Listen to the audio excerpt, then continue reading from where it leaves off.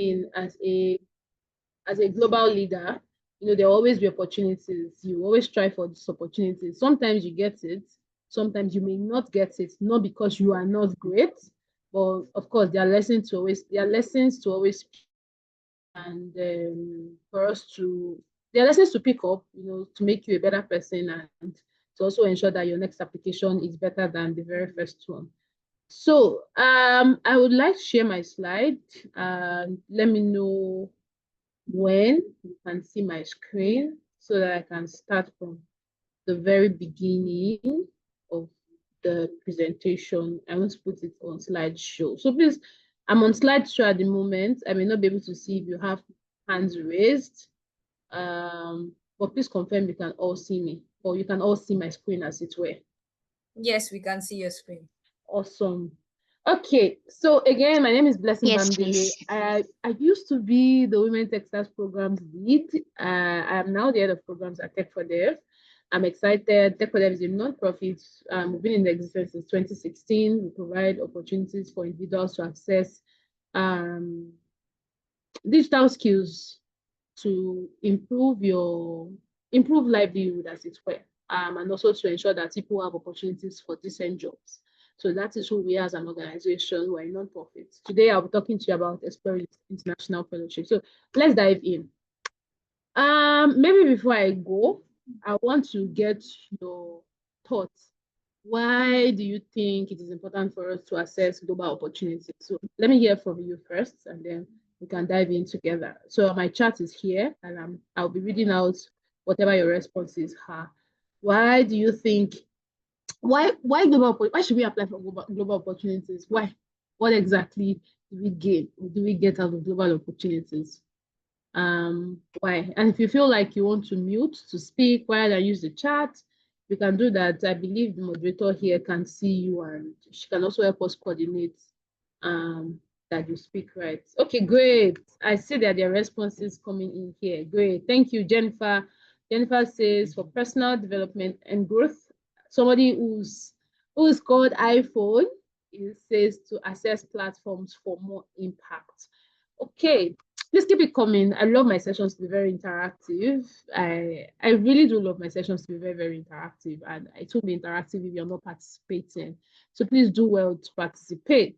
Okay, iPhone says his name is Innocent Monday. Innocent Monday. Okay, thank you. Please let's keep it coming. I really want to get your feedback. Oh yeah, let's do this. Yeah, I know that I like the fact that there's diversity here. We have people from here from Burkina Faso, so it means that this is not a Nigerian gathering alone. Certainly we have people from Ghana, even from Nigeria, we have diversity as well. So I really want to get your feedback, your thoughts. Why do we apply for global opportunities? Every now and then, if you follow, there are some some platforms that you can always get opportunities, right? And if you follow them consistently, you realize that they always post opportunities. There's always an opportunity to be posted. Either it's scholarship, either it's a fellowship, either it's a educational program, whatever it is, there's always something to post. Blessing my namesake, it says opportunities are important because it helps you to grow, it helps you to network, and it helps us develop ourselves. So let's get right into the slide. Thank you everyone for sharing your thoughts about why we should assess global opportunities. Okay, so why does global opportunities matter? Why do they matter? First thing I want to say, it's not about prestige as opposed to how a lot of people think about it. It sounds good to say that I am a Mandela Washington Fellowship alumni. It's beyond that. It sounds good to say I'm a Diana Wadi, and how many of you are on LinkedIn here? If you are not careful on LinkedIn, there's always somebody here always happy to announce, happy to say, happy to see this. Sometimes it can be tiring. I wonder that is it only them, right? There's always an announcement going on. So it is not just about prestige. So what I'm saying that I'm not saying that the prestige is not part of it, but I'm saying that pursuing international opportunities, as it were, it's not just about the organization. It's about the transformation that comes with it, right? And the reason is it could be about, if it were to be about the prestige, you'll find out that there are people who will say, yeah, Mandela Washington Fellowship are low, but maybe any program you've ever heard somebody say that they're a fellow of, and you try to match up their life with the opportunities, and you can't even see it. So it means that the opportunities at the end of the day don't particularly make you. It is what you make out of the opportunities that become of you. So you can see four people who went through the same program or went through the same fellowship, and 5 years down the line, there's a difference. It's the same way in an academic setting. You see somebody who graduated with the first class, and then 5 years down the line, you check out all the first class, and there is a difference between everybody, even though they all graduated with first class, right? So yes, it is not about the prestige of this fellowship or that scholarship or that or this or that or that, but it's about transformations, right? And these opportunities will always bring about transformation. Either it's a cultural exchange. So one of the things we have tried to do here is to break it into four, as it were. Because one of the key things you always learn from a fellowship is cultural exchange. You will learn from people's diverse background. You will learn from how they behave. You learn from some things will come like cultural shock for you, right? You get to learn, you get to interact. Let me speak personally. I remember in 2023 when I got the Mandela Washington Fellowship, and when I traveled to the United States for the very first time, I met people from 19 other African countries, and trust me, it was a lot. There were different behaviors, different things were happening. Like at some point, I was asking my friend, like the way relationships were formed. At some point, I was asking myself that these people, they didn't know themselves before here. Like, what if I shock you to tell you that some people had intimate partners in the course of this same fellowship of 6 weeks, as it were. So the honest truth is that a lot of things happen. Cultural exchange, you you learn, there's diversity, you learn about people's food, because part of what MWF, that's the fellowship program, I was in Baltimore, University of Maryland and Baltimore. Part of the program is there was a time that we did a program. There was a time we did a cultural exchange. We asked people to cook their meals, right? So people cooked their respective meals. We ate their meals.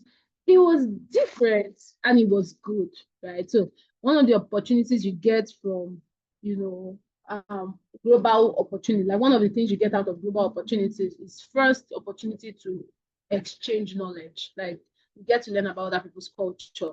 Second thing is around world-class education. Trust me, if you think that the education system, or if you think that the education you have in your country, as it were, is the best, then you are in for it. Because learning, okay, so again, I would, like I said, will permit me to use my examples, like so that we can make the class as practical as possible. You realize that when you travel beyond the place you're going to, you get to see stuff, you get to see things. And if you've even had, there was a time that I was interacting with a friend of mine who was a Chevron scholar at that time because she has graduated. I mean, it's been 2 years now since she graduated. And we're just trying to talk about educational system. Then at that time, I was doing my master's in University of Lagos. So we were just trying to exchange knowledge to say, oh, how's it going? And she was like, oh, I have this class 2 hours, and then the next 2 hours, and then I'm off for the day. And it's compulsory for us to go to the park because it's in the calendar or it's in the timetable of the school. And you're like, right? And you're like, oh, on some days we go to the the the cinema, right? Because we need to be able to balance our mental health. And if you're in Nigeria, you're like mental health, you get like, wow, wow, wow. There's something called that. So really, when you have the opportunity to explore these opportunities, you realize that the education, like you're learning, and learning is fun because there is, what's the word? You have there's an innovation, there's an innovative way to learn, right? Even when you're taking the same assessment that you would have taken on a normal day, you realize that you're doing better because there is a factor. It's not like you're not pressured, as it were. If I'm in Nigerian and I'm based in Nigeria, so I mean, permit me to use some of the example. I remember when I was in my university back then, between 2013 and 2017. I remember then that if there's a test, you cannot be sick. Why would you be sick? Like how? Why are you sick? right? But you realize that if you travel out, there are ways to these things, right? You are learning in an innovative setting. And even when you're looking at certain topics, you are not, what's the word? You are not assuming these things. You are practicalizing these things. And this is what global opportunities gives you. Give the opportunity to be able to work or to learn in a in an equipped setting, as it were. Number three thing that one of the reasons why global opportunities matter is also because of the global network.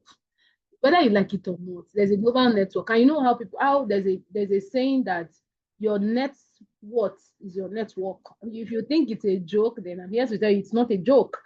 That your net worth is your network. It's not really about the money you have in your bank account, but it's about the relationship you have that because I mean, imagine why do you think a lot of people go to a lot of time, you spend so much money.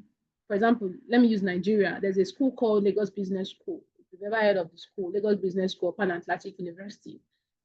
People spend money to do an MBA, the same MBA you probably would have done in LASU, that's Lagos State University, or the same MBA you would have done in University of Lagos, as it were. But people are paying maybe times four, times five, or times three of that amount going to that business school because it is not just about the school, but it's about the network.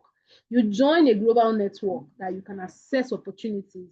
So in your class, you probably have the CEO, the executive director, the managing director, the this of this organization, the this of that organization. And remember, again, your network is your network.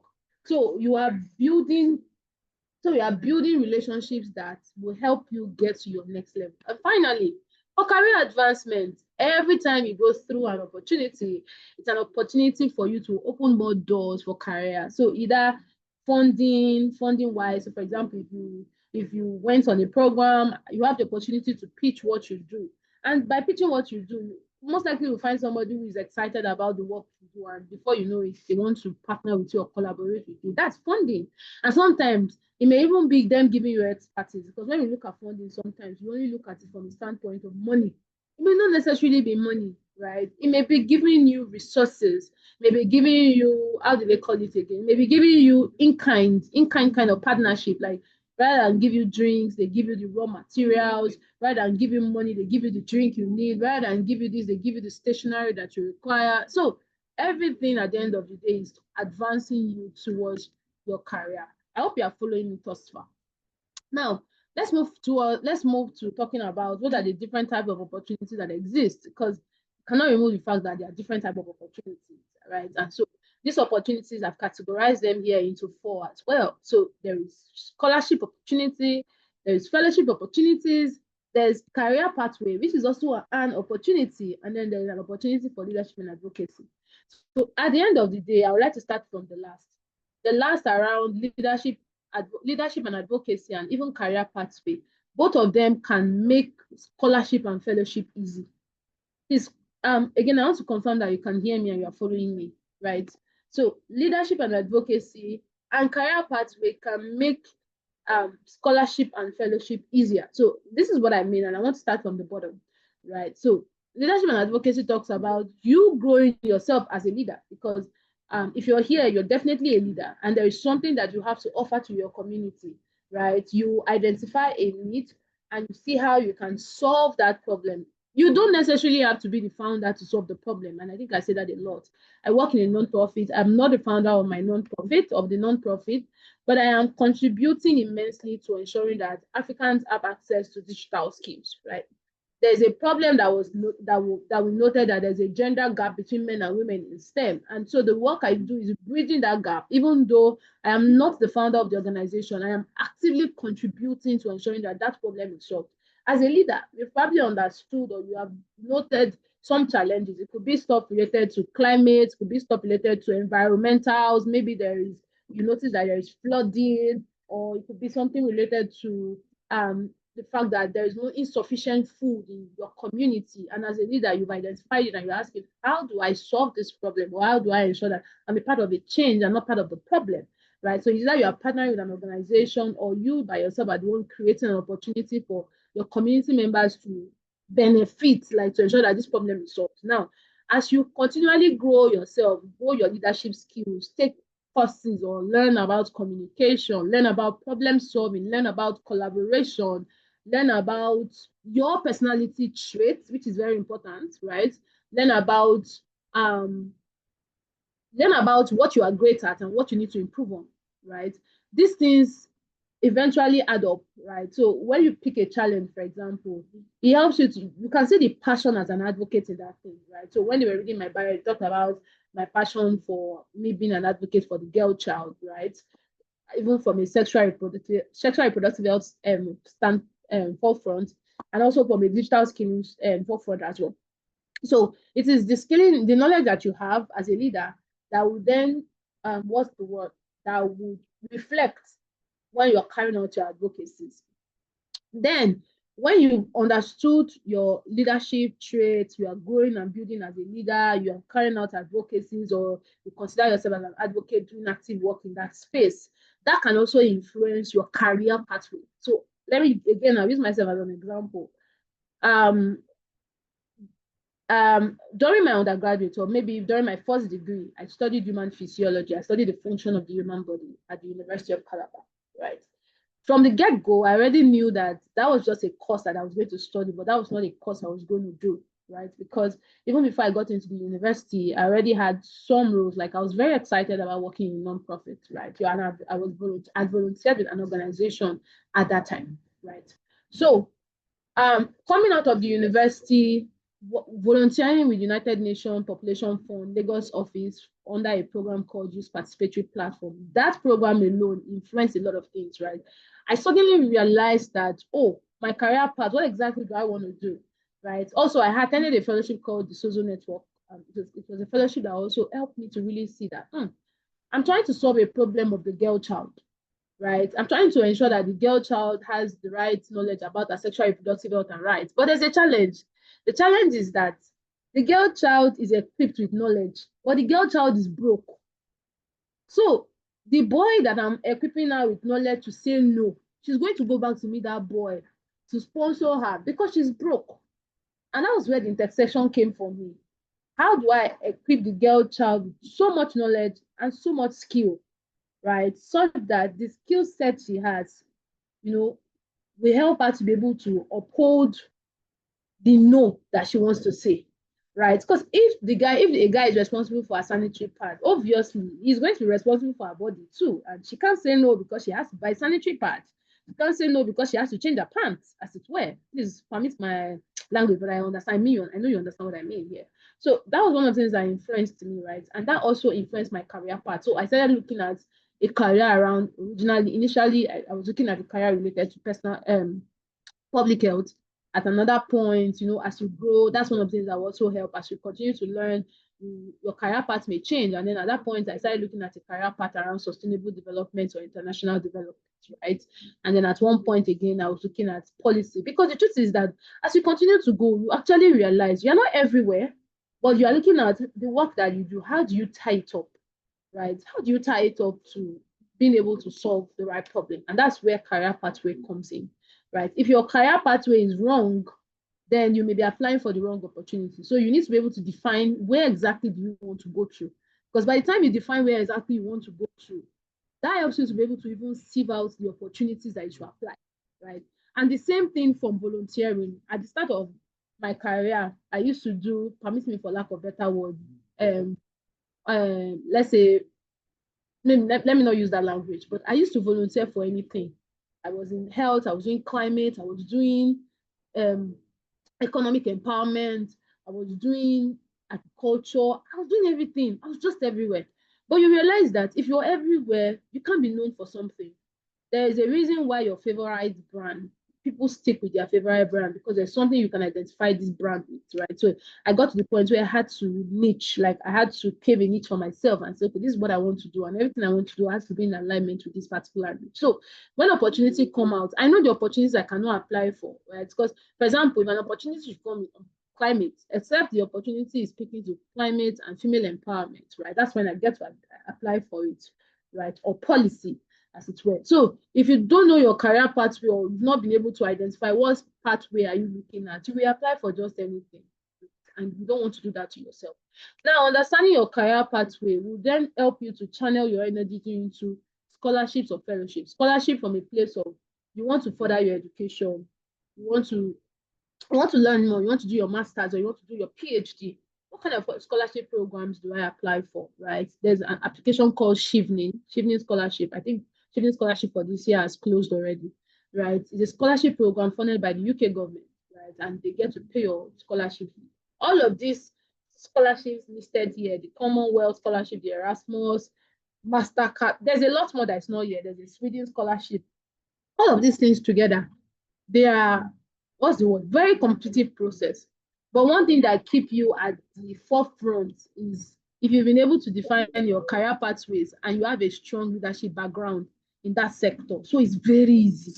Very easy for people to identify you as a game player, because anybody that wants to even give you scholarship also has to consider your motivation and also has to consider the fact that you are a game player in that area.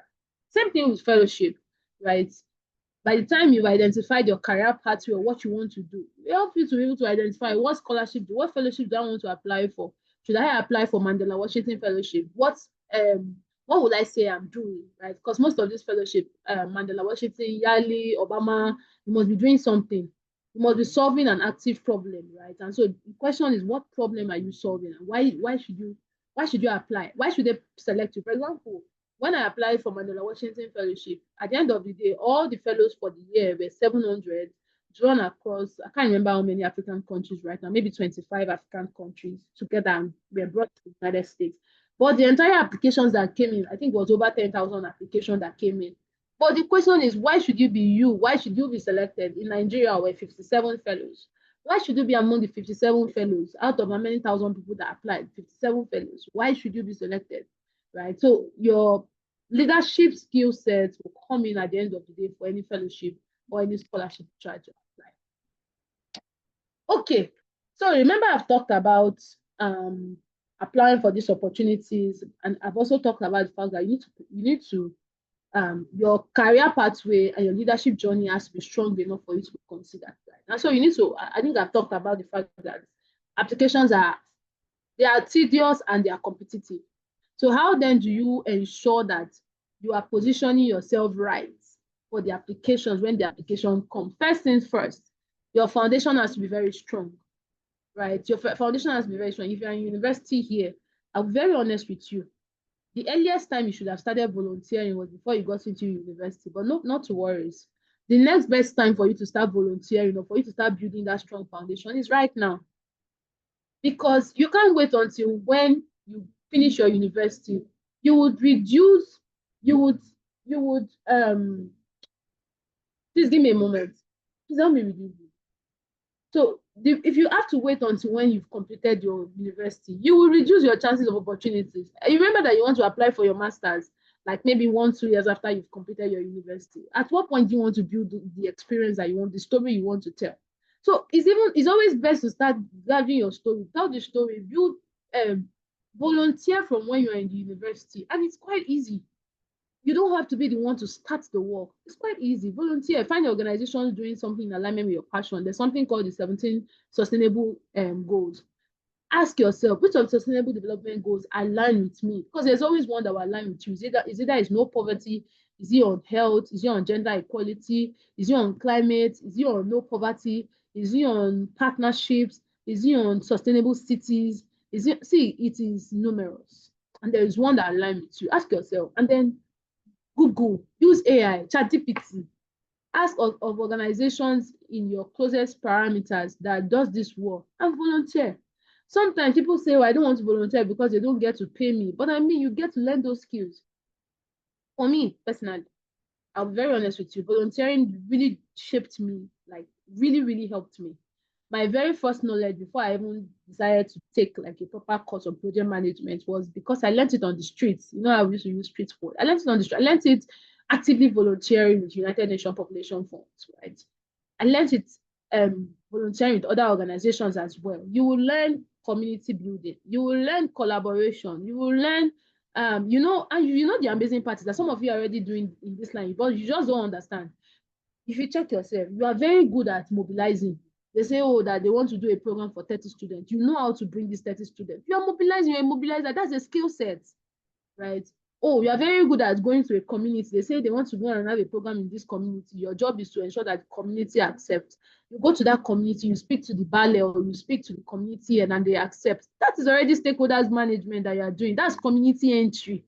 That's collaboration. That act alone has like diverse word that encapsulates it. So build your foundation, volunteer, be ready to volunteer, be ready to stand up, be ready to show leadership skills, right? To be honest, there are a lot of things I wish I learned on time, right? For example, in university, I didn't contest for any maybe SUG president or maybe class governor. I really wish I did because all of these skill sets add up at the end of the day. The next thing is, as a student, if you're a student right now, I'll be very honest with you, school is not a scam and your educational grades matter a lot.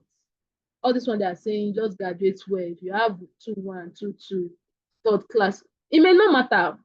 If I were going to employ you, I may not ask you what you graduated with if you have the right skill set. But if you're applying for scholarships, it matters a lot. For example, there are some scholarships that you cannot even start application at all if you don't have a second class upper. If you don't have a second class upper, you cannot apply for a what's the name of this scholarship? I think Commonwealth and even this MasterCard. You can't.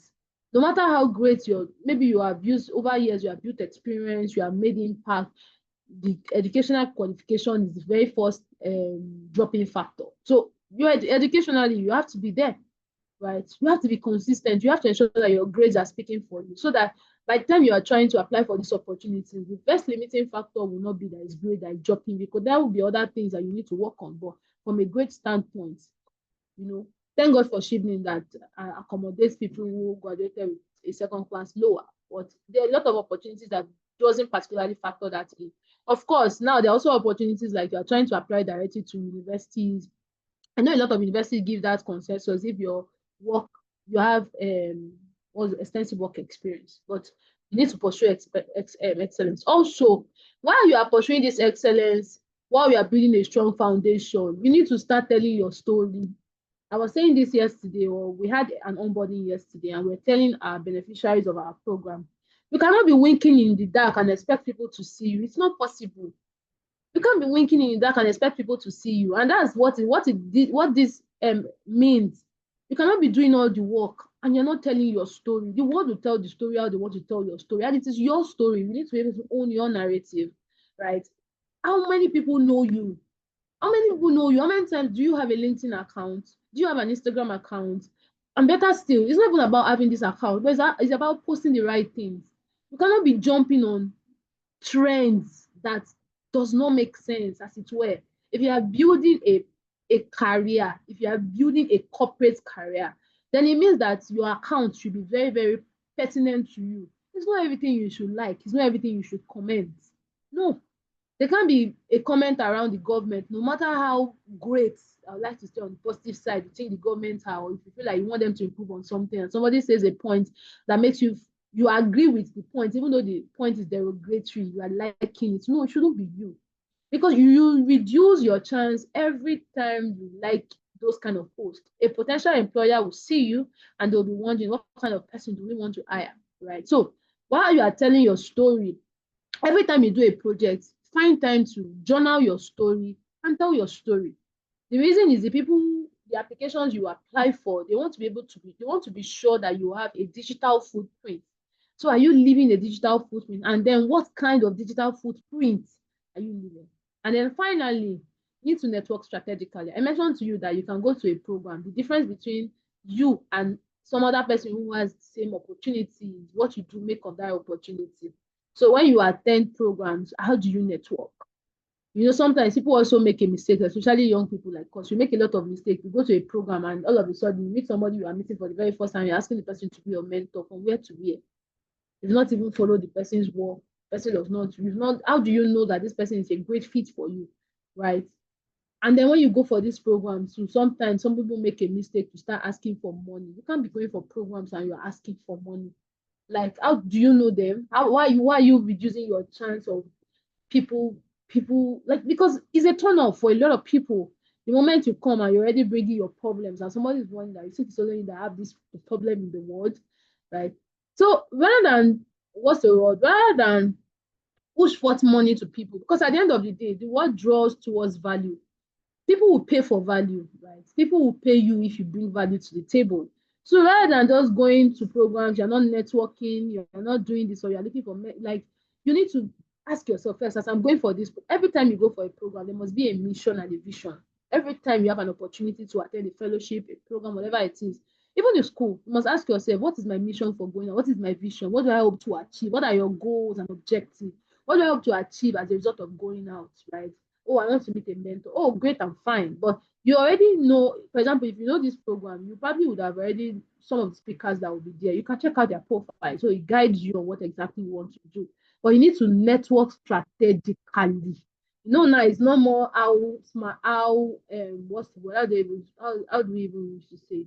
It's not about like book sense again now, because you also have to be smart about it, right? You have to be very, very smart about your networking. You have a networking goal, you have a networking strategy. Every time you have to go on the fellowship, have a goal. Who do I want to meet? Like, you may not know who you want to meet, but what niche, like if I meet somebody in, for example, and my focus is on I do international development, I do a lot of work around female, male policy, gender policy, and the likes.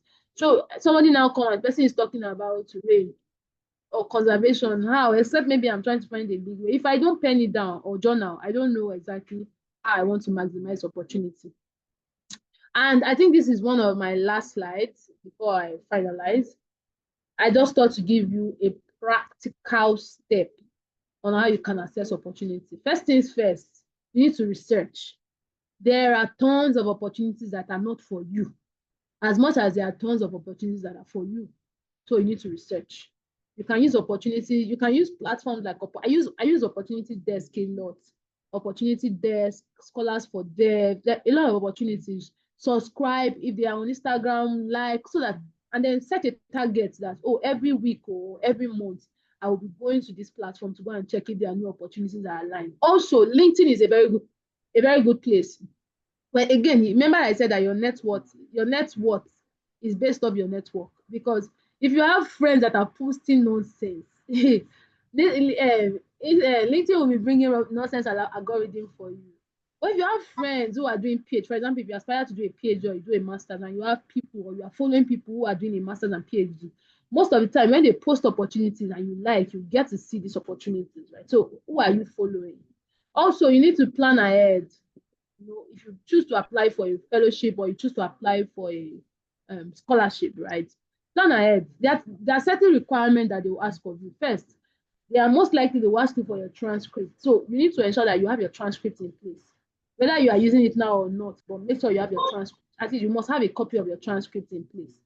Also, international passports. Many of you are applying for opportunities, but you don't have a passport.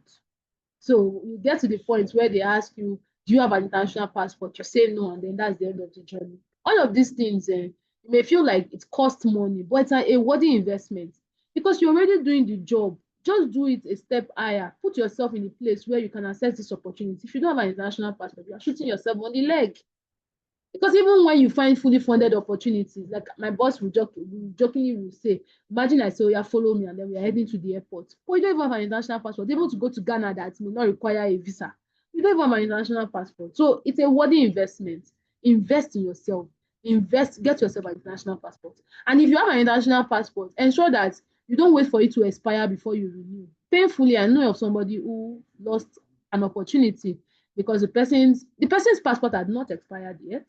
But the passport, the country, the person was going to attend a fully funded event, but the country the person was going to require that you must have at least 6 months validity. I think United States of America do that as well as some African countries. He needed 6 months validity and he didn't have it. So by the time he was going to get the passport, the opportunity had closed. So invest in yourself. Get yourself an international passport ahead of time. Plan. If you need recommendation letter, speak to the people that will give you a recommendation, which is why you need to also have a grateful fingerprint. So that when you meet the people that want to give you a recommendation letter, they won't hold back. They'll be happy to support you. Of course, in some cases, they may ask you to write your recommendation letter and then they can input their signature to it.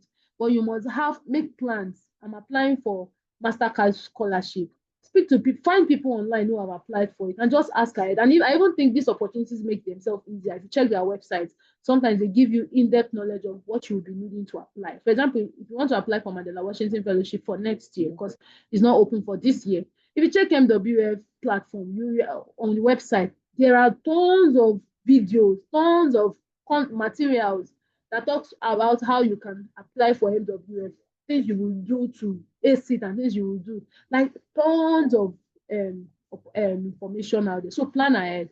Also, you need to be able to tailor your application, right? You need to tailor your, the same way, imagine you are applying for a job, right? Maybe this is on a career basis, you're applying for a job. You can't use one CV for everything. No, it's not possible. Because you need to be able to tailor your CV. Some of your experience are relevant for that job, and some experience are not relevant. And if it's not relevant, it doesn't have a business there. So you need to be able to tailor your application. Sometimes some people make a mistake. You just pick a particular resume, or you pick a particular application. Maybe you are applying to a school in UK last year. Maybe you are applying to University of Sussex or Sussex. I'm not sure how they pronounce it. And you take the same application and you're applying for maybe University of Bradford. Just use the same application and submit it. You do not tweak it. Right. You need to tailor your application. Every application has a reason why you're applying, and you need to be able to prove to the person on the other side, especially if you're writing your mission statement, your vision statement, or you're writing your statement of like why you're applying. You need to be able to prove to whoever that is going to read it that you did your homework. You've not done your homework. You're applying for a course, maybe on engineering. You've not done your homework about the faculty. You've not done your homework about what their teaching looks like. You've not done your homework about anything. You just pick a generic application. And because you also used AI for it, I'm not faulting anybody using AI. But AI is not supposed to be like an autopilot. It's supposed to be a co-pilot. Co-pilot in the sense that you are working with it. It gives you a response. You read it and you tweak to ensure that it gives you the best of the result that you need. Also, in everything you are writing, you must be able to demonstrate impact, and you must be specific. You must be specific to say, I did this, I did that. So, for example, you can start by saying, in so and so year, maybe in 2019, or I grew up in a rural community where teenage pregnancy, drug abuse were the order of the day. Gun violence was also a major thing I experienced as I grew up. And I realized that most young people in this community, right, drop out of school, or their highest level of education is at junior secondary level, and they become a menace because of they not complete their education. For me, right, I didn't see my life like them. I didn't want my life to be like them, right? Rather, I kept asking myself, what solution can I create for this community? First, I made a decision that against all odds, I will complete my education, I will further into the university, so that first I can be a great role model to people behind and even to people ahead, right? And then I also decided that I asked myself, how can I give back? And because I understood that it's better to catch them early, so I started an advocacy campaign, going to public schools, or going to secondary schools, or going to primary schools in my community, speaking to them that school is not a scam, and mentioning to them about the importance of education and why they should value education. I also went ahead to partner with some other organization to ensure that when I go for my sessions on speaking to them about education, those other people can speak to the young girls about teenage pregnancy, or can speak to them about hygiene, right? I also found women or friends who were doing great maybe in their respective field, to serve as mentors to girls who have identified the respective field that they want to join in, right? I've been doing this, but I realized that there's a gap and there's a need for. And you see that I just told you a story, a very interesting story that you are glued to, right? At the end of 2025, looking back at the number of what we have done, I realized that 450 girls and 10 men has been a beneficiary of my program. This is not about me alone. This is based because of our collective effort to ensuring that we solve issues related to people dropping out of school. This is me selling myself. You don't even ask me, like, so when I'm even speaking to somebody, when I'm even writing, I can tell my story. It is my story, which is why you need to have a story. You need to have your niche. Your story may not be this story, but it is your story. It is my story. It is who I am. It is, my work is the work I'm doing, the impact of my work, or the impact of even why I started my career, is not just because I want to do anything, but based off my learning and my experience. And I am bringing my experience to the table. You are getting me. I'm just trying as much as possible to share from like my wealth of knowledge so that, or from my experience as it were, right? So that it can guide you even as you prepare. And finally, you need to be resilient. See, let me tell you, there's something called breakfast. In fact, I've stopped calling it breakfast. I started calling it love letter. I see my love. Maybe I apply for something, and you should I surprise you? The best of men, right, still have rejection. They still receive rejection letters. I have great friends, and I'm sure if I mention some of their names here, you probably would know them. Even up until some executive directors or many executive directors. There are times that we are probably winding and I'm having conversations and they're just telling me, oh, they just gave me rejection. And I'm like, even you, I would have expected that because of the impact of the work you are doing that you should have been selected. But the honest truth is that rejections are not bad as it were. There's probably something that you did wrong or there's something that needs to be fixed. So you need to build resilience. If you stop applying because you have been rejected, then you will not get it. Oh, let me surprise you, everyone. I got selected for Mandela Washington Fellowship after my fourth attempt, either my fourth or my fifth attempt, because I just made up my mind that I was not going to apply again after that year. But that was just a joke because I picked up my bed and I applied again. And I got selected, I think, in my fourth application. I've been selected before. I'd gotten to interview stage, but I didn't make it through that interview stage after the interview stage. So, but I told myself that I will apply again because I have a mindset. I have a mindset that there are two mindsets. First, I say the people who were rejected, the people who have not built resilience would not apply. So it gives me a step higher. And I also have this thing. What's the worst thing that can happen? Is either I'm rejected or I'm selected. But if I don't apply, either I'm rejected or I'm selected. None of it even applies to me at all if I did not apply. But I'd rather apply and get myself to the place where I'm selected.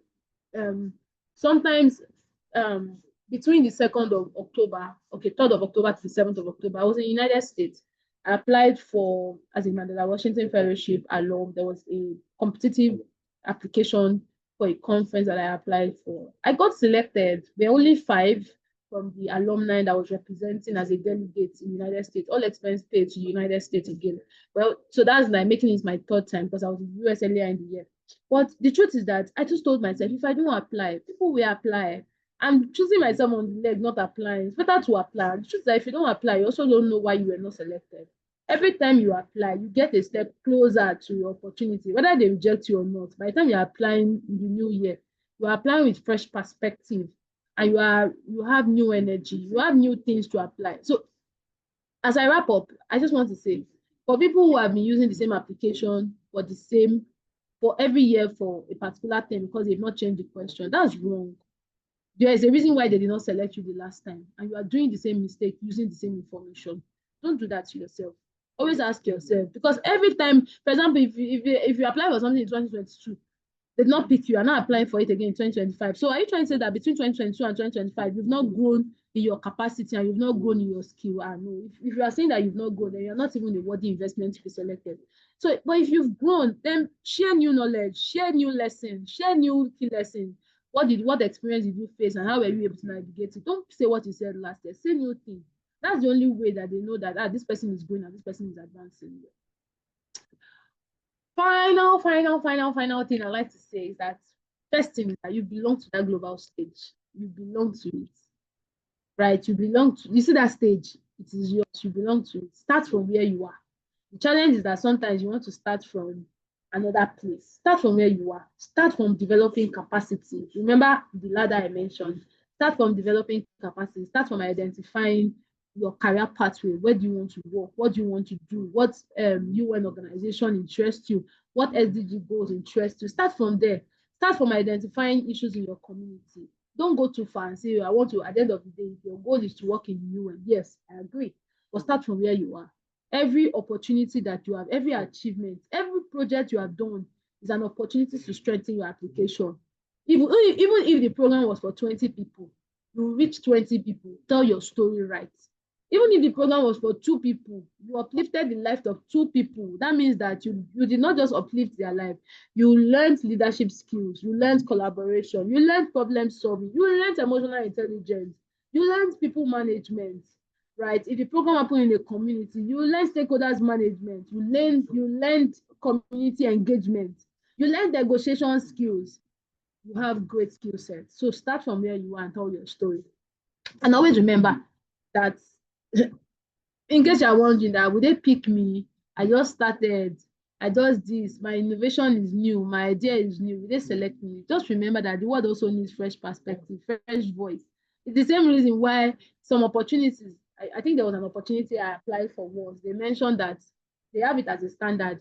You cannot apply for the opportunity more than twice. So if you apply the first time they did not pick you, and you apply the second time they did not pick you, you can't apply for the opportunities again because they want fresh perspective, fresh mind, fresh innovation. So just know that your perspective matter. You need to bring your perspective to the table. If you keep your perspective to yourself, nobody gets to hear you. And finally, final words to use to take action. Today is the best time. Today is a good time to apply. Today is a good time. Don't procrastinate. Today is a good time to apply. Today is a good time to reach out to that mentor. Today is a good time to update your LinkedIn. Today is your good time to update your LinkedIn. Today is a good time to tell your story. Leave a digital footprint so that when people are looking for you, they'll be able to find you online. At this point, I'd like to say thank you for listening to me. And do you have any questions? I hope you had a great time listening to me, everyone. Um, any questions, moderator? Are there questions for me? Please, everybody hear me? Was I speaking to myself all along? No, Let please. We we could heard hear you. you. We heard you loud and clear. It was, oh my god, it was very direct to the point. It was like a stray bullet. It was hitting directly. We heard you very well. Fellows, if you have any question, you can drop it in the chat room, or you can unmute yourself and ask a question.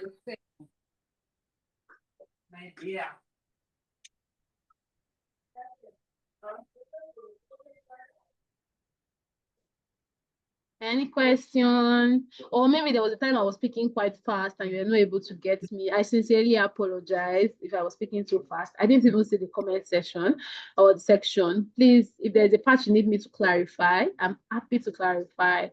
Very, very happy to clarify.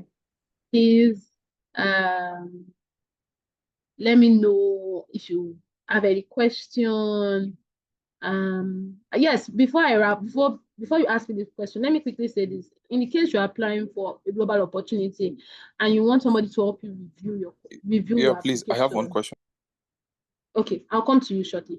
So in the case you are applying for a global opportunity and you want somebody to review your question, it's always good to reach out early. In fact, sometimes you can establish relationship ahead of time. I have people in my DMs who are planning to apply for Mandela Washington Fellowship for next year, and they've already come to start building relationship from this year. Because by the time the application come out, right, there will be a lot of queue. There can be so little. How many people's application will I review? But I will want to prioritize you if I feel like I have a relationship, like maybe a LinkedIn relationship with you, right? And one of the ways you can also build LinkedIn relationship with people is you see a post, you like somebody and you like the person's work, you're following the person. Don't just look from afar. Like, repost, comment, because by the time you reach out to these people on their chat, your name strikes a bell in their mind. Like, it's not like you are new. Leave them a message, comment, like, reshare, repost. It's quite easy, right? And then you can build relationship ahead of time. Okay, let me take your question for the person who has a question now.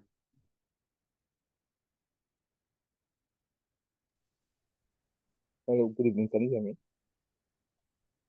Can you be louder a bit? Okay.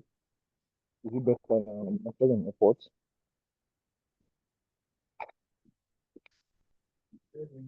Can you hear me now? A bit faint. It's not particularly loud, but you can Okay. go ahead.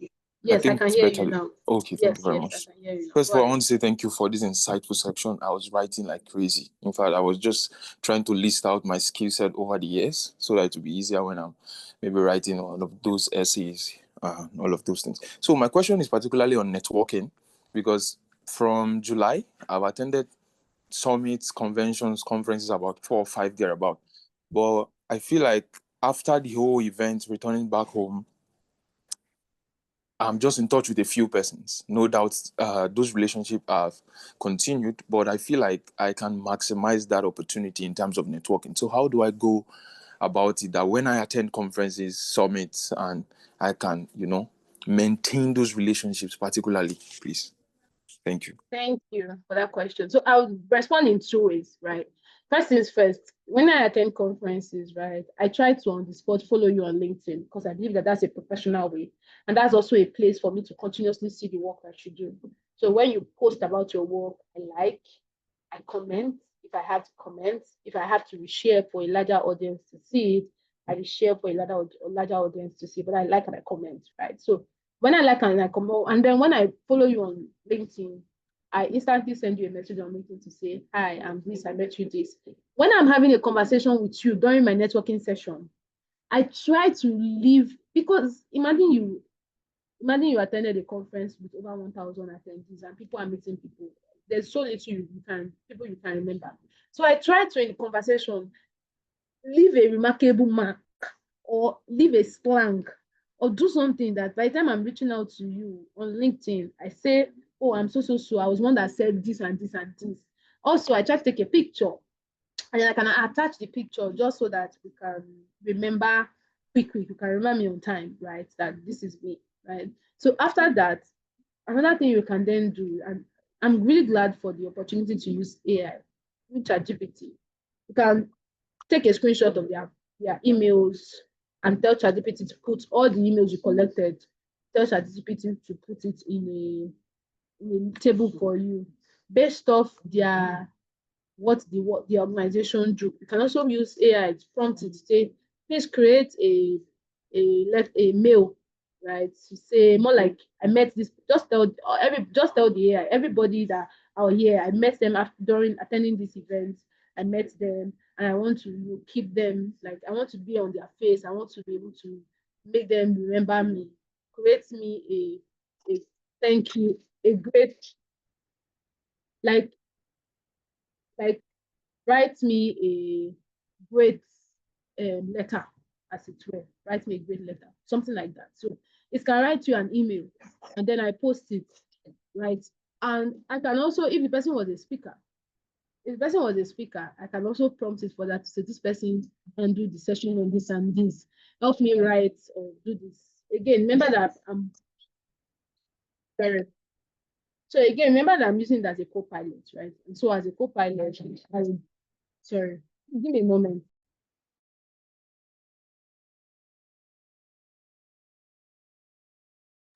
So remember I'm using it as a co-pilot. So it means that once it gives me a result, let us sit down. So once you give me a result, I would review before I now use it. So I send an email to you, and if I don't get a response from you, because sometimes people can be very busy and I don't get a response to you, I'll continue conversing with you on LinkedIn. And I believe that on LinkedIn, a lot of time, people find a way to respond on LinkedIn. I don't know why, but people just find a way. So when you keep posting, I'll keep commenting. I'm not stalking you, but I'm just ensuring that I'm registering like my digital footprint also in your life. Do you understand my response? I believe that should be easier. Thank you. Yes. Any other question? I like Precious, you said this session has given you assignments to work on. I love that that's giving you multiple assignments to work on. I really do love that. Any other question from this session? Hello. Hi. Hello. Hi. Thank you so much. It was a very inspiring session and it helped a lot with viewing another point of view from the other things that happened. So I wanted to ask like how exactly do we leave our fingerprint? How do we stand out and give someone that we have a value inside of us and they can pick up us from the other people among that they are choosing for? Okay, so your question is how do we leave a great digital footprint such that I'm just trying to paraphrase your Yeah. question so that we are like the best fit if they are trying to select anybody for stock, right? Is that your question? Yes. Okay, great. Yes, that's my So question. yes, so the first way to leave your digital footprint or leave a great footprint is you need to be a thought leader. How are you a thought leader? So LinkedIn or whatever platform you use is beyond you sharing, I attended this, I attended that, right? It can also mean you sharing your key learning. So for example, there are times that as a result of there are times that as a result of the multiple work I've done, I've seen some trends. So there was a time I did a post about entitlements, especially for people who had first class. It was not a trying to throw shade at any of the first class people, but it was just about showing learnings that I've seen that over the years, maybe it's not first class, but people with academic prowess, there's just this entitlement mentality that just form that just feel like by the time I'm done, the job should be here. But many of these people lack the right soft skills, right? So one of the things I did was put my thoughts there. I shared my thoughts on, you can use Medium, you can use LinkedIn, right? Sometimes I share my thoughts as a leader. I've had over the last how many years, I can't count how many team members I've had, and currently I have like maybe over 40 team members that I am also supervising. So it means that I have things to learn from. So sometimes I share my learnings around what I'm learning, how to manage teams, how to maybe we've done a volunteer work. I share stuff related to how do you support your volunteers. You need to put your digital face in them. It's nothing serious. It's just like, oh, this is one of the eye opener as a result of this session. I saw this. As a result, I saw this, right? So whenever you do that, somehow, another thing I do is at the end of every of my post, I put an hashtag related to that one. So when people are trying to search for stuff based on the hashtag, my name also pop out as part of what they can find, right? So that hashtag is also a way to goes a long way, right? So first, I put my thoughts out there regularly. I try as much as possible to post. Sometimes I may not be consistent, especially on LinkedIn, because I have a lot of other demands, maybe work and a couple of other things. When I do, I try to post and I try to just share my thoughts, share my learning, share what I've seen, put it out there. Then when I'm also applying for jobs, so when I'm applying for opportunity, I put my best foot forward, right? Which is very important. I put my best foot forward. Very, very key. I put my best foot forward. Because putting my best foot forward means that I prepare. I don't just churn it out, all right? I prepare for the opportunities. If it's an interview, I prep myself for it. If it is a scholarship, I prep myself for it. Whatever it is I'm applying for, I prep myself for the opportunity. That's what I do. So you need to also prep yourself for those opportunities. Put yourself out there. Let people see you as a thought leader. Let people comment about the work that you do. So when you apply for opportunities, people already see that this person is going to bring this person is not going to just take, because one of the things I learned is that every organization that give you an opportunity gave you the opportunity because they also want to benefit from you.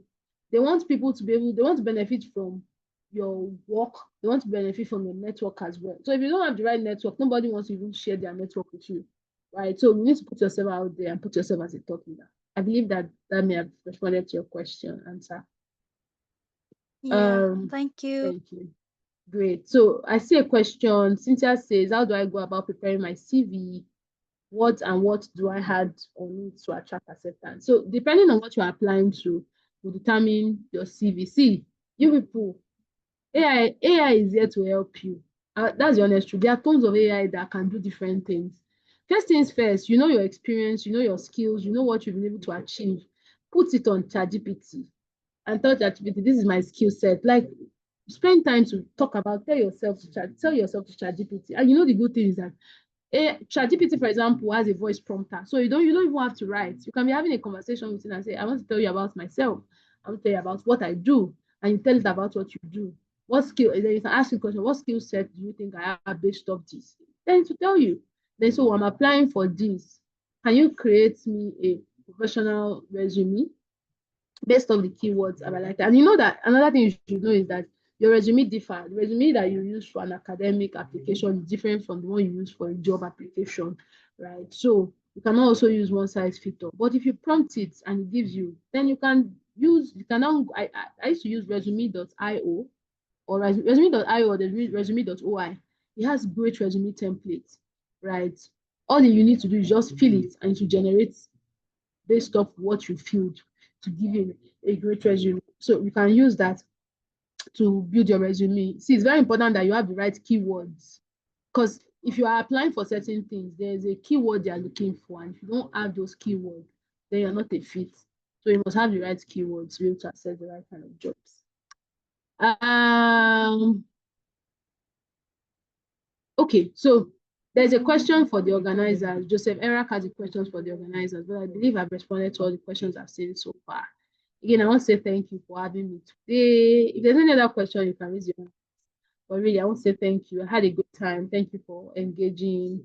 Thank you for conversing as well and for making my session very interactive. I really do appreciate um, your time, everyone. Yeah, so let me stop sharing my screen and hand over back to the coordinator.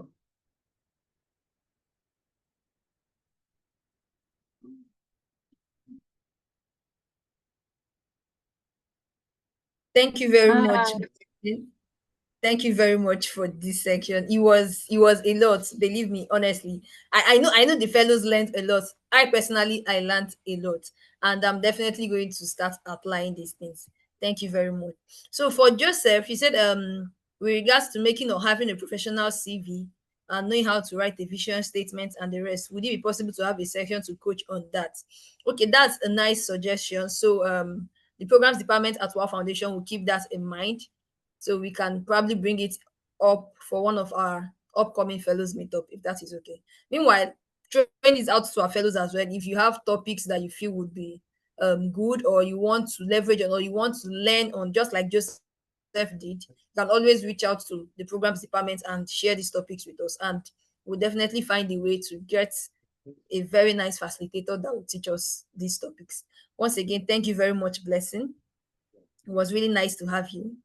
Okay, let me get back to my screen so that we can look at our chapters over this month. Sorry.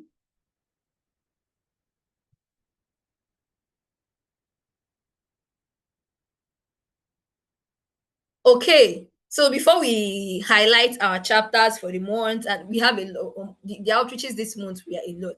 You need to hear the stories. But first of all, let's hear from our fellows that participated in the 2025 WOW Fellows Summit. If you joined us for the August edition of our Fellows Meetup, you remember that they gave us a snippet of what their experience was, and it was mind blowing. So we said, please come and share this experience with us. And they said, no problem. Every meetup will come and tell you one thing that we learned, right? So today we have two of our fellows sharing their story with us today. We have Musonda Precious from Zambia. That should be Copper Belt University. And then we have Achieng Brenda. She's the assistant chapter lead in a chapter in Kenya. What chapter is that? That MOI or Maseno, one of them. But we are glad to have them in our midst today. So if they are here, I don't know who is going first, but any of you can go first. Just share your experiences or what you learned, and tell us about the summits.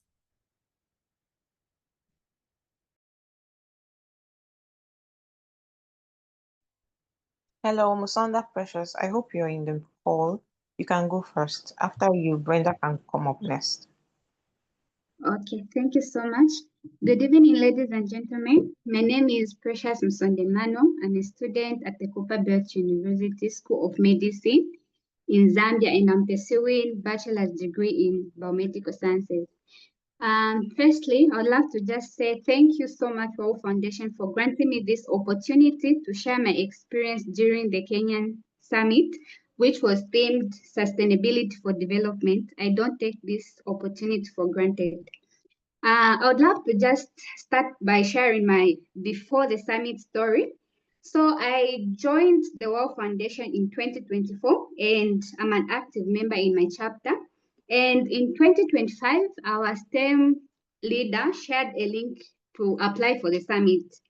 By then, I just applied for my passport. I didn't have a passport. So even the time I was filling in the link, I didn't have a passport. And I was thinking that by September, my passport would be ready. Fast forward, I received a congratulation email, and I was requested to upload my passport bio, which I didn't have. I remember Madam Hura, I'm sure she's here. She gave me 2 working days that if I don't upload my bio, the opportunity will be given to someone else. And that was on Friday. On Tuesday, again, she reached out to me. She gave me up to 3 p.m. that if I don't apply, the opportunity will be given to someone else. I remember going to the commissioner. I explained to him that this summit will not only change my life, but also the community. So I got my passport uploaded by 11 a.m. and that's how I defended my opportunity. Now, let me just share my experiences. My experience while at the summit. So the summit helped me to network with fellows and facilitators. We learned keynote topics in sustainability for development, such as entrepreneurship, innovation, gender-based violence, scratch programming, ethics and values, cultural diversity and civic leadership in STEM, code programming, global civic education opportunities. And the topics that got my attention most are entrepreneurship and innovation. The entrepreneurship session was taught by Dr. Kizito, and the innovation session was taught by Mr. Maranga. So a business lady doing small business in school, and I also write books. And writing books, this is a way of me, one of the ways that I use to communicate, to teach, and to advocate. So I wrote my first book on childhood marriage. And before the summit, I started writing my second book, but because of the unknown reason, I just lost interest in book writing. So during the summit, I learned that apart from bringing development to the communities, our ideas can also bring profit as well as development. And after the summit, I decided to finish writing my book, and I believe that once published, it will touch the lives of the readers. I decided to finish this book because I know that I can also communicate with people outside my community. I can communicate to people who are even not born. Yes, and I can also make profit out of it. And on the innovation session, which was delivered by Mr. Marangu, it brought to my understanding that you don't always have to invent something, but you can solve the problem on individual level, community level, national level by using the skills. This is by understanding, exploring, and implementation of the ideas that you have and contribute to your community. After the summit, on the innovation session, this has helped my STEM chapter a lot because we just used to go to different schools and introduce them. But after I shared with my team, we have decided to incorporate other strategies, making our discussions more interactive and interesting so as to just engage the learners and making them understand STEM easily. And we have also incorporated other topics such as menstrual health, GBV, and mental health. So the summit also helped me to understand, to have a deeper understanding on sustainability, because I used to think that sustainability is just an environmental issue and me was doing a health program, maybe it doesn't concern me. But I also understood that sustainability can be about education, economic justice, and inclusion. And this has changed how I see my role as a leader. Not only that, sustainability, the summit has also helped me to be, I can say, recognized.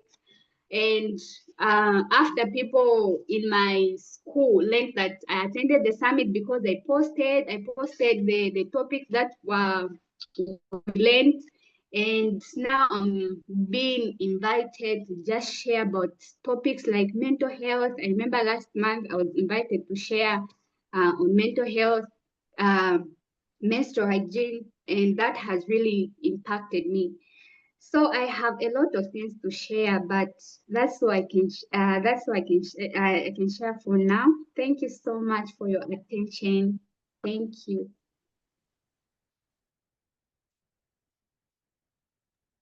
Oh, thank you so much, Precious. I love that it was straight to the point and it hit the nail on the head. Thank you very much for sharing with us that story and the impact accompanied with that. Brenda, we can have you up next now.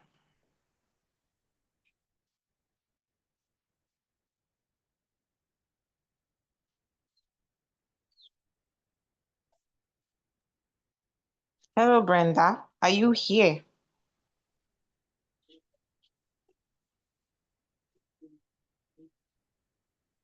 I don't think Brenda is Brenda. here.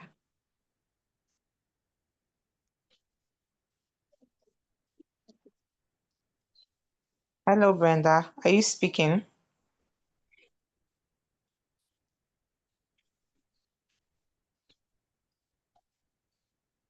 Brenda, can you hear us?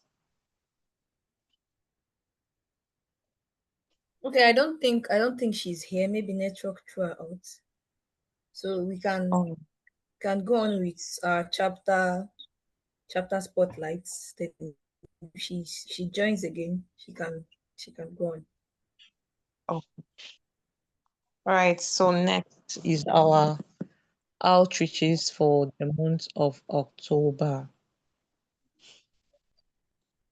Oh, my dear fellows, you people tried. Like, I'm very, very proud of everyone here in this call. You made me proud. You made yourself proud. You impacted your community in the very little way that you can. And so, across our work on different chapters this month, we had outreaches, and I know it's more than 20, but recorded one is 20 impactful outreaches across 6 chapters, across 6 countries.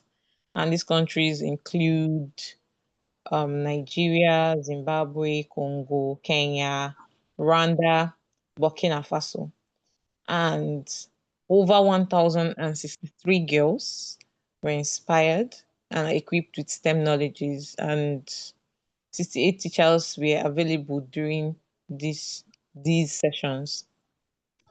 And then we directly impacted 1,945 students. That is close to 2,000 students across Africa. And that is massive. We should be proud of ourselves. We need applause. Applauses in the chat room. Applaud yourself. It's not easy. We at our foundation, we are very, very proud of you. And amongst all these, the following chapters were involved in these outreaches. The first on my list is Harare Institute of Technology, Zimbabwe. They had an outreach this month and they reported their outreach. A round of applause for them. Next on our list is Federal University of Technology, Owerri. Now, there's something outstanding about this chapter. This chapter had to go on a streak. I know most of us know what is streak, right? When you have to do something consecutively for a specified time. This chapter had to go on a 6 days streak of outreaches, and guess what? They pulled it off.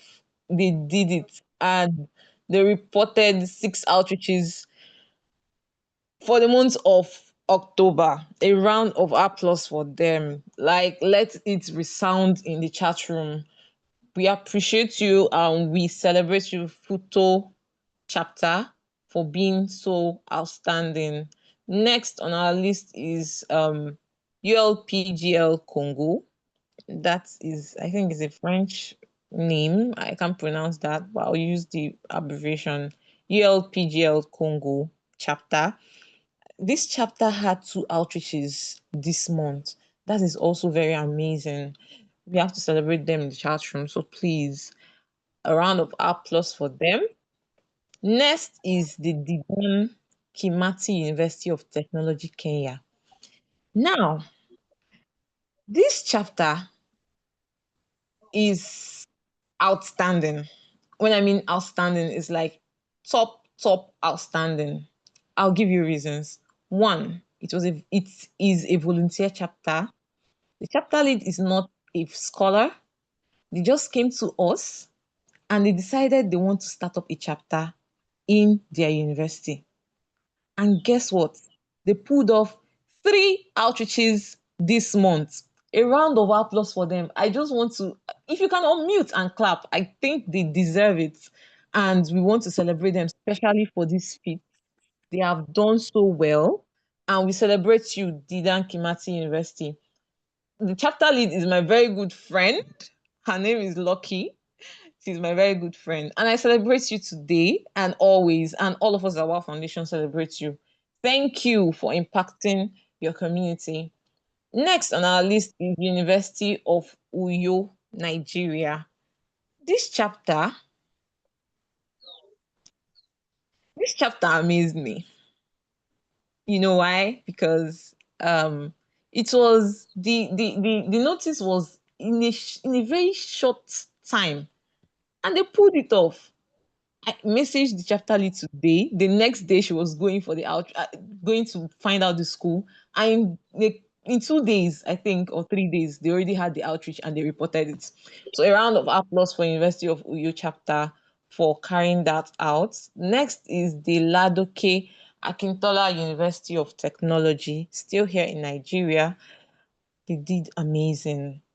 And I think they had a collaboration with another um another body to have this outreach and they pulled it off. It was amazing. I was just looking at their posts and it was beautiful. Thank you, Lautech Nigeria, for carrying these outreaches out. The next is Amadu Bello University, Zaria, Nigeria.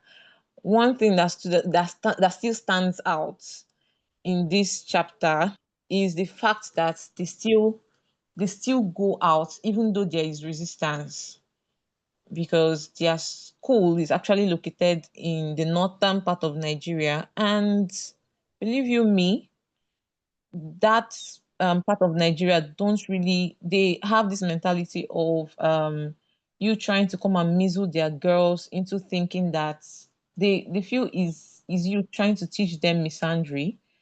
But still, this chapter still thrives. They still have a way of pulling off outreaches. And we celebrate you, Abu Zaria.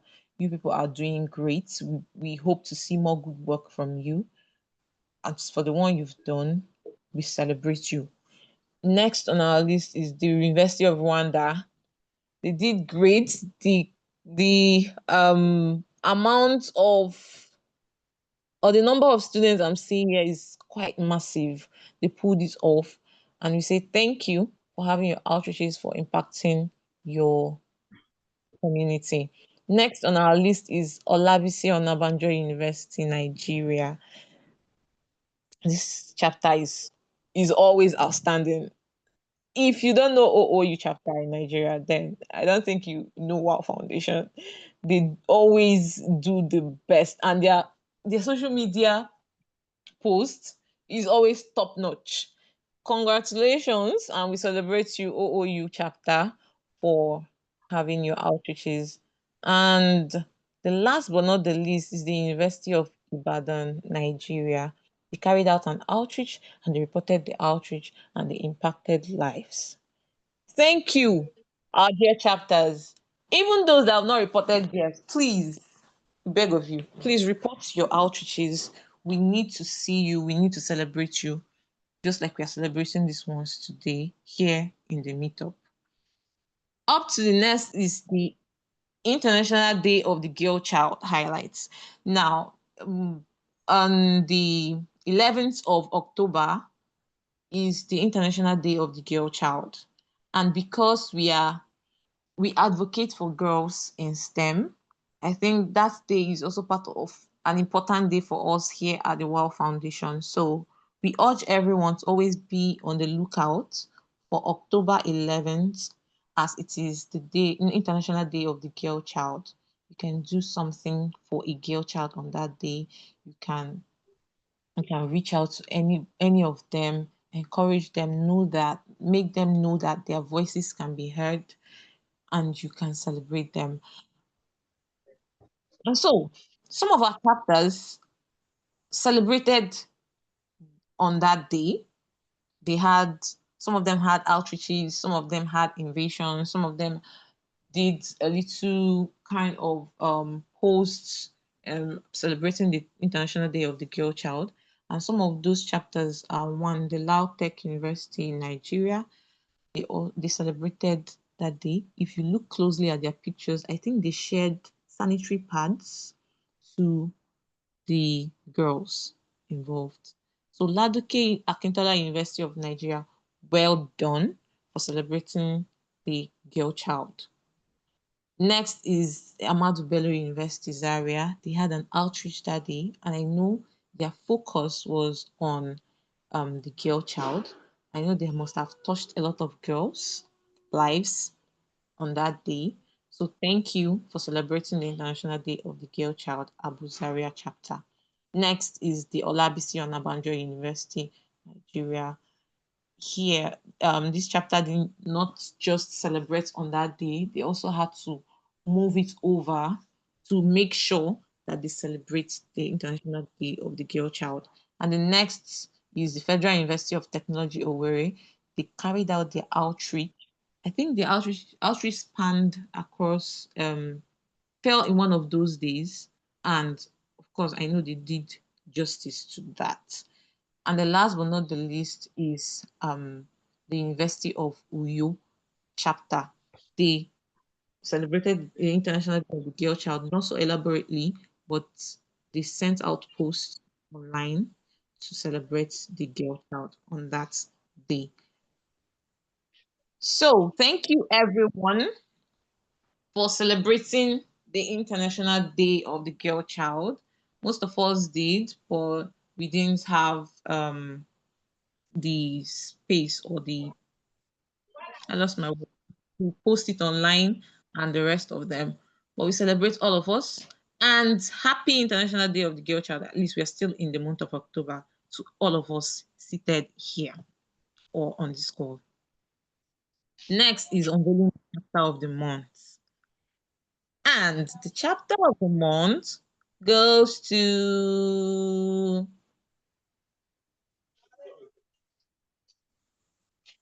ouch. We don't have the chapter of the month yet. Ouch, ouch, ouch. Okay, I'll tell you the reason. We still have, today is 25th October, right? So we still have up to a week before October runs out entirely.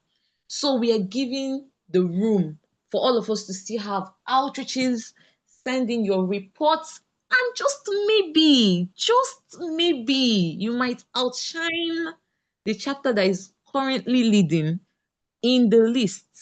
Just maybe. So please, let's not relent. Let's go for more outreaches. Let's report more outreaches. Let's reach out to more people and send in our report. And then we'll see how far that goes. And unfailingly on Friday next week, we'll be unveiling the chapter of the month. Thank you. And so we go Thank you to very the much, Lillian. Please, can you drop the link to the feedback survey in the chat so that our fellows can fill that right away? okay.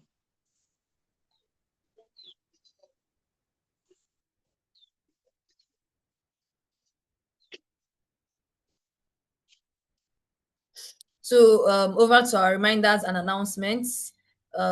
Like she said, the chapter of the month is still pending, so you can grab it.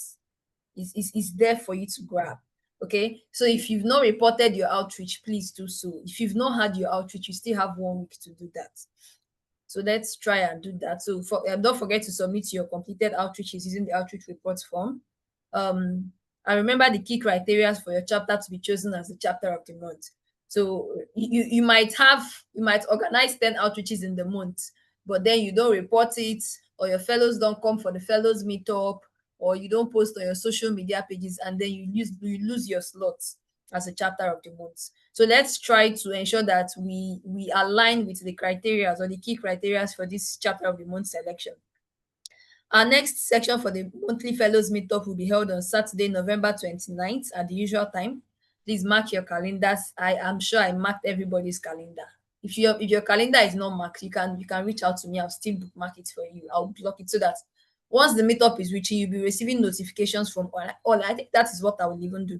So maybe chapter leads. I know that some of our new fellows, their email might not be on the database. So you can share your emails with your chapter lead and they would submit it to me, and I will block your calendar so that once it's time for the meetup, you will be notified. All right. And also, sneak peek, we would also be having other fellows who attended fellow summits come share their learning experience. I know you learned a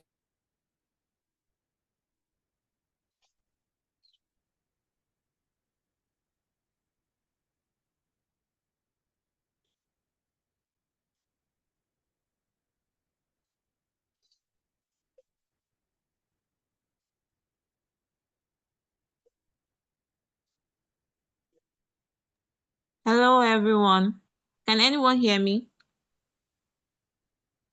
Please indicate, react if you can hear me.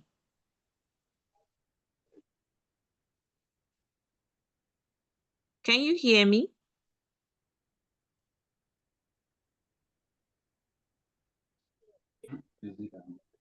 Yes. Oh, okay. Sorry, I think the network threw our host out. Okay, continuing from her from where she stopped, we'll still have some of our fellows who attended the Kenyan summit to come talk to us again on what they learned. And our time was fast spent. That is why Precious didn't go in details what she learned. But I guess some of us we grabbed one or two from them. So don't forget to fill the feedback survey using the link. I've dropped that in the chat room. Please fill it up.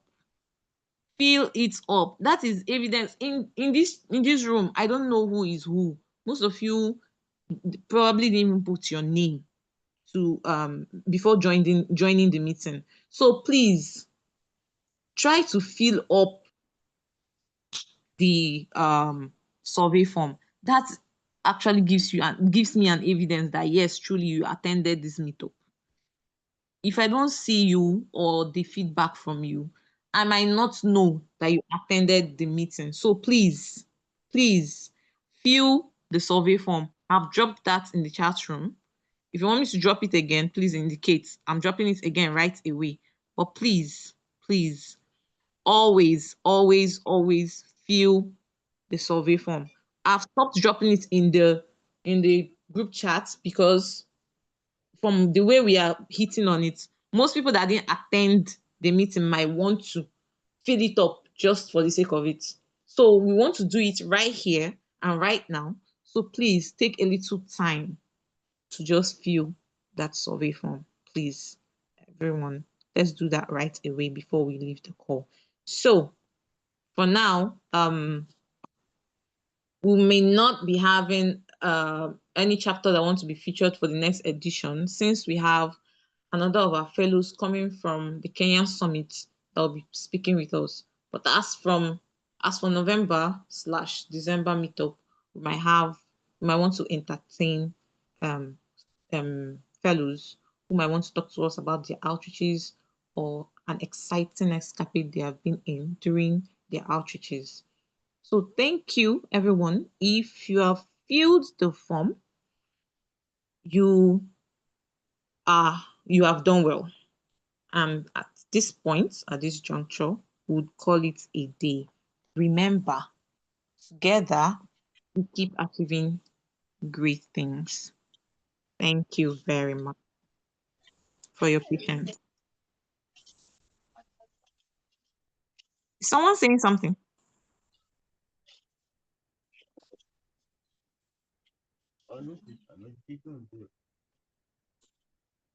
Someone is saying something.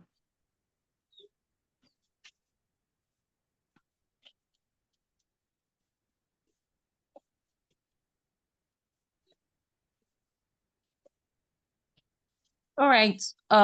Once we are done filling the form, we can exit the chat room, the meeting.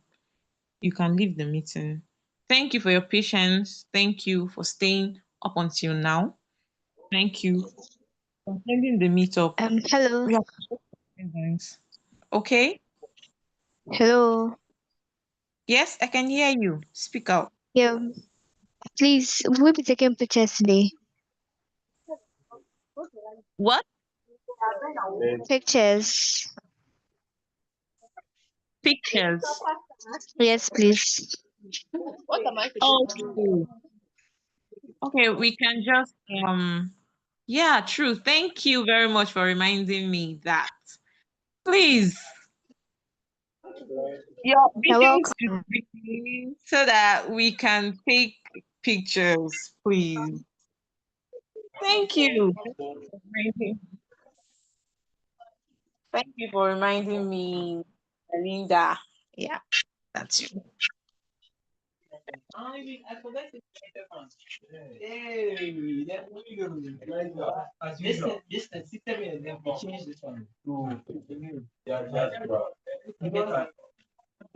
see your faces. Let me see the faces of the people I'm speaking with.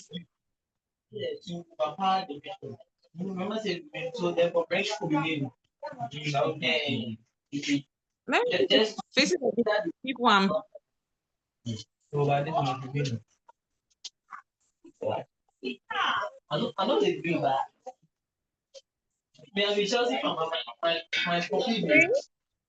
I see Answer. I see Oluwadarasimi. I see Musa. I see. Who else? What am I seeing? Wow. Cynthia. Yeah, it's already dark where we are. I see Belinda. Wow. All of you have beautiful faces. Ah,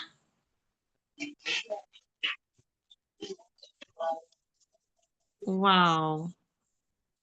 Thank you, Belinda, for even reminding me. Please, let's remove our video so that I can see us.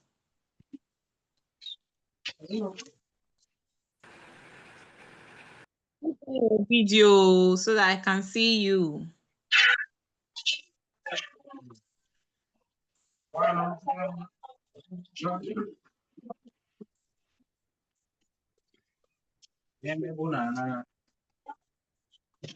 Okay. Okay. Okay. Okay. Nice fine thing. I see Belinda. I see Marvel. I see Faiza. Wow, I see Jennifer. Jennifer,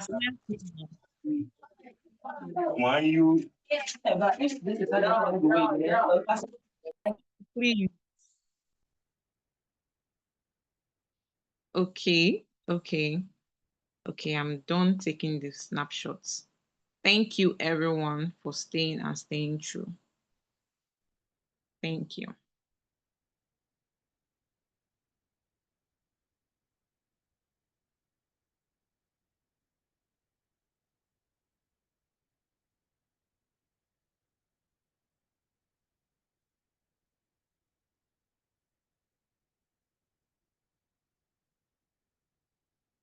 Okay, once you're done filling the form, you can leave the chat room.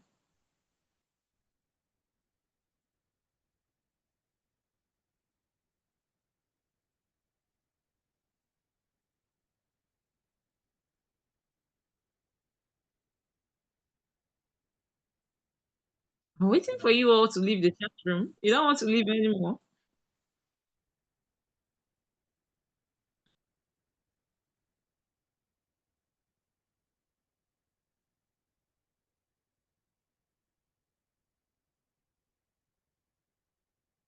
Okay. Okay, I'm going to resend the link now.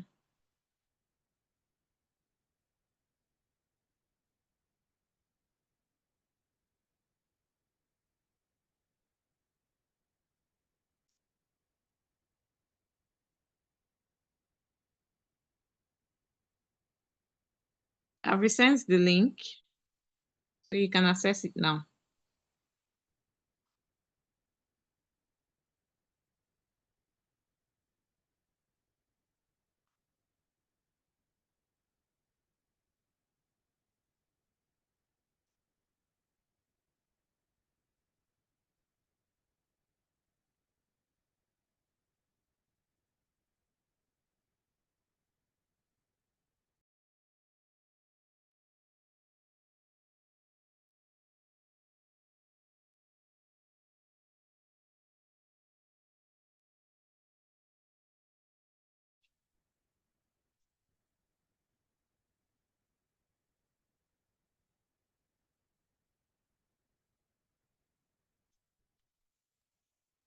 Okay.